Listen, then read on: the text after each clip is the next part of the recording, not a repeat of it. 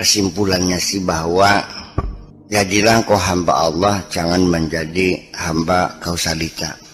Ini banyak orang mengaku dirinya bertuhan, tetapi ternyata yang menjadi gandulan, menjadi pegangan adalah sebab. Ya baka pengen sugih, ya kudu wakal. Baka pengen pintar, ya kudu rajin belajar. Pengen waras, ya kudu berobat. Jadi yang menentukan pintar sugih waras siapa? Ya sebab. Kita tidak merasa bahwa sesungguhnya kita lebih banyak mempercayai kepada sebab akibat. Ketahuilah, sebab akibat diciptakan Allah dan ditetapkan sebagai hukum alam memang iya berlaku umum, tetapi itu hanya aturan, sehingga jangan beranggapan bahwa Allah pun harus tunduk pada aturan itu. Jadi artinya dari satu sisi Tuhanmu itu siapa? Apa Allah yang maha kuasa atas segala sesuatu, yang tidak terikat dengan sabab musabab, yang apabila berkehendak tinggal berucap saja kun maka terjadilah? Ataukah Tuhan yang juga terikat dengan aturan-aturan yang dibuatnya sendiri itu? Nah ini satu hal yang perlu kita cermati. Jadilah engkau hamba Allah, jangan menjadi hambanya sebab. Sebab ini sepertinya menjadi Tuhan juga secara tidak sadar. Namun sira diparingi tadi benar. Yang kamu sadari kita ke bisnis ini oleh hidayah sing Gusti Allah, apa karena gara-gara ngajinya pakai sakur? Jadi artinya ketika kamu terjepit dalam satu kondisi, katakan sajalah punya utang yang sangat banyak dan tidak mampu membayarnya, sedangkan harus lunas. Yang terpikir pada diri kamu adalah mencari teman yang kira-kira siapa yang punya uang yang bisa menolong saya. Karena Allah bisa menolong saya pun harus ada orang yang bisa menolong saya. Yang terbayang kan mantu sing sugih, mertua, sedulur, ponakan sing sugih, siapa yang bisa menolong saya ini? Jadi kapan kamu minta tolong kepada Allah? Ya enggak pernah sebenarnya mah. Ini ada dalam dirimu sendiri, bahwa engkau tidak pernah minta pertolongan sama Allah. Sebab yang terpikir bagaimana caranya Allah menolong kamu kalau tidak melalui seseorang yang menolong saya. Jadi memaksakan Allah menolong saya tidak boleh langsung, harus melalui perantara, melalui sebab. Kamu berpikir begitu nggak sih sehari-hari? Ketika kita mendapat pertolongan dari orang menyelesaikan satu persoalan, awalnya iya alhamdulillah urusan peragat kabeh ya, awit kita kenal karo kubu bedula loh, akhirnya saya mendapat kesempatan dan dia menolong saya menyelesaikan. Jujur saja, dalam hatimu ditulung oleh kewubaidullah apa ditulung oleh Allah? Siapa yang berjasa tetap akhirnya bukan kepada Allah, kepada teman kita yang menolong itu. Satu bukti demikian, nggak usah dibohongi.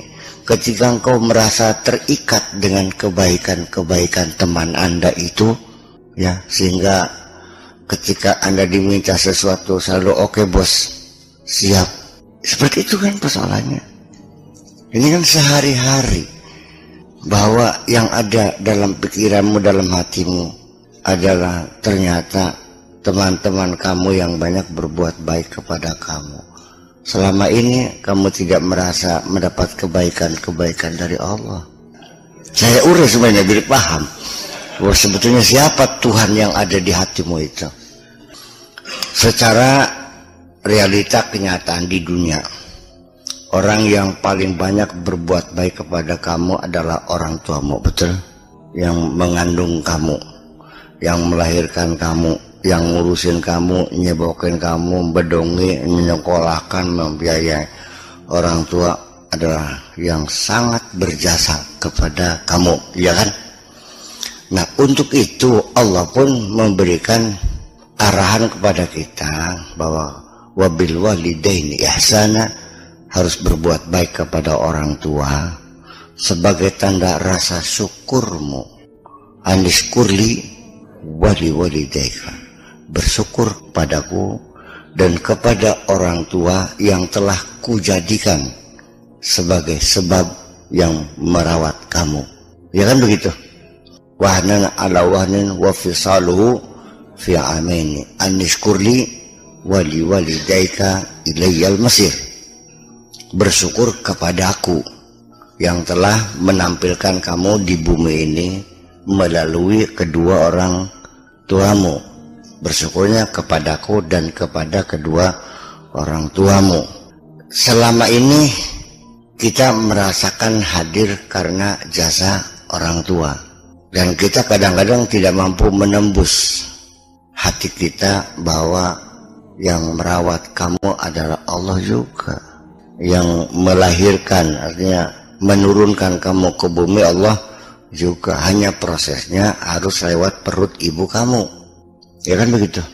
Allah telah membuktikan bahwa aku bisa membuat manusia tanpa keluar dari perut ibu, tanpa ibu, tanpa bapak, dan aku pun bisa menciptakan manusia tanpa melalui proses harus ada bapak.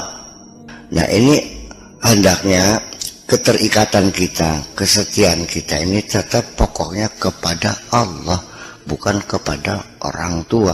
Orang tua sebatas mengucapkan thanks a lot for your nice, terima kasih atas segala kebaikanmu saja, sehingga rasa syukur, rasa patuh dan hormat kepada orang tua sendiri itu pun bukan karena sebab dia itu telah berbuat baik kepadamu, tapi hanya sebagai bukti rasa syukurmu kepada Allah juga, sehingga kepatuhanmu yang mutlak adalah kepada Allah.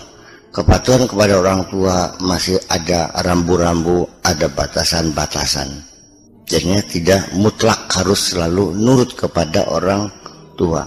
Dibatasi selagi dia tidak melanggar aturan Allah. Ketika dia melanggar, tidak usah taat kepada orang tuamu. Ini sudah bukti bahwa ketaatan kita bukan kepada orang tua, tapi kepada Allah. Sehingga ketika kita berbaik kepada orang tua, menghormati orang tua, adalah sebagai bukti rasa syukur kita kepada Allah. Dengan bukti ketika orang tuamu menyuruh kamu kepada satu kemusyrikan, maka jangan kau ikuti.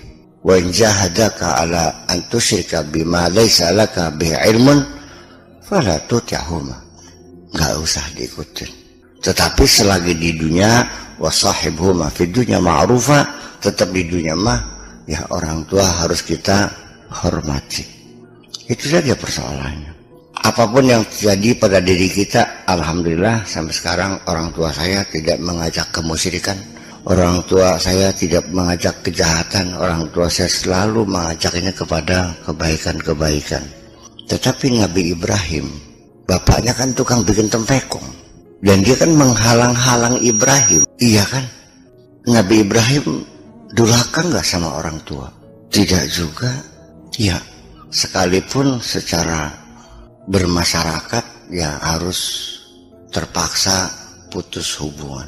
Iya, goodbye forever. Ya, selamat tinggal bapakku. Tetapi sekalipun demikian, dalam hati sanubarinya Nabi Ibrahim masih tetap saja mendoakan orang tuanya. Assalamualaikum, selamat tinggal Pak. Saya astaghfirullah Rabbi, saya minta ampunan kepada Allah untuk Bapak. Innuka Nabi Hafiyah, karena Allah sangat baik sekali kepadaku. Tetap kudoakan. Ya, enggak usah mencaci maki, ya sudah selesai. Dan kita doakan, ya Allah, berilah ayahku itu hidayah supaya menjadi orang yang benar. Kan gitu. Ini bagaimanapun kita terharu ya kepada Nabi Ibrahim, dia mesti berpisah dengan bapaknya. Intinya mah kita jangan terikat dengan kebaikan-kebaikan siapapun. Tetap itu adalah kebaikan dari Allah, hanya melalui seseorang. Seseorang itu kita posisikan bukan sebagai agen yang berbuat baik, tapi hanya sebagai perantara saja, melalui dia. Kalau tidak melalui dia pun, Allah ketika menolong kita akan sampai. Sekalipun tidak melalui siapapun, Allah bisa langsung menolong kita. Dan ada satu bukti lagi, ketika kita masih selalu terikat dengan kebaikan-kebaikan orang, dan kita secara sadar bahwa orang itu telah banyak berbuat baik kepada saya, dan dalam pikiran kita tidak pernah merasa mendapat kebaikan-kebaikan Allah. Karena kita tidak pernah merasakan dapat kebaikan Allah, tidak merasa diberi rezeki Allah, tidak merasa diberi pangkat oleh Allah, tidak merasa diberi segala macam, maka ujung-ujungnya tetap karena kita tidak mengakui kebaikan Allah, maka dalam segala hal apapun, setiap Allah memerintahkan kamu mengerjakan sesuatu, melaksanakan perintahnya, di penghujungnya selalu menuntut upah kepada Allah. Dengarkan baik-baik. Kenapa kita kepada orang tua disuruh mengantarkan surat, disuruh mencuci pakaian, disuruh mengantar masakan ke sawah? Kita tidak mungkin dan tidak layak ketika apapun yang diberi orang tua kita minta, berapa Anda akan membayar saya? Mungkinkah anak kepada orang tua bilang begitu? Iya. Dan kita tidak layak meminta upah kepada orang tua. Apa dasarnya? Karena kebaikan-kebaikan orang tua. Betul? Iya kan? Itu adalah kita kepada Allah, ya, berani menuntut ganjaran, berani menuntut upah. Apa yang engkau berikan kepadaku ketika aku berbuat